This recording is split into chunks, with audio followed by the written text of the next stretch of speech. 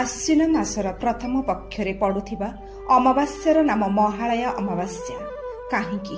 ପ୍ରତ୍ୟେକ ମନୁଷ୍ୟ ଗୋଟିଏ ବର୍ଷରେ 4ଟି ଶ୍ରାଦ୍ଧ କର୍ମ କରିଥାନ୍ତି।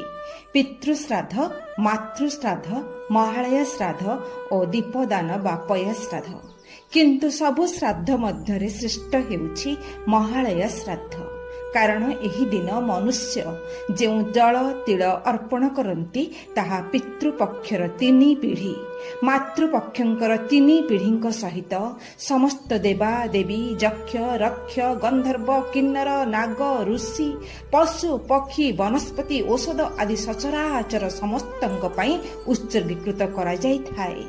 ଏହି ଗୋଟିଏ ଦିନ ସନ୍ତାନ ଶ୍ରଦ୍ଧାରେ ଯେଉଁ ଜଳ ତିଳ ଅନ୍ନ ଆଦି ପ୍ରଦାନ କରନ୍ତି ତାହାକୁ ଗ୍ରହଣ କରିବା ପାଇଁ ପିତୃପୁରୁଷଗଣ, ମାତୃପୁରୁଷଗଣ, ଦେବତାଗଣ, ଋଷିଗଣ, ଯକ୍ଷ, ରକ୍ଷ, ନାଗ, ଗନ୍ଧର୍ବ, କିନ୍ନର ଆଦି ସମସ୍ତେ ମର୍ତ୍ତ୍ୟମଣ୍ଡଳକୁ ଅବତରଣ କରିଥାନ୍ତି।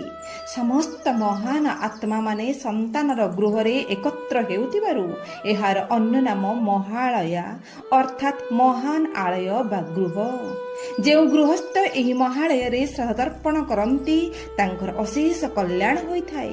ଯଦିବା ମନୁଷ୍ୟ ବର୍ଷକ ମଧ୍ୟରେ କୌଣସି ବି ଶ୍ରାଦ୍ଧ କର୍ମ କରିପାରି ନଥାଏ, ତେବେ ଏହି ମହାଳୟରେ ଶ୍ରାଦ୍ଧ ଦେବା ଦ୍ୱାରା ତାଙ୍କର ସବୁ ଦୋଷ କଟି ଯାଇଥାଏ ଆଉ ପିତୃପୁରୁଷମାନେ ସନ୍ତୁଷ୍ଟ ହୋଇ କଲ୍ୟାଣ କରିଥାନ୍ତି।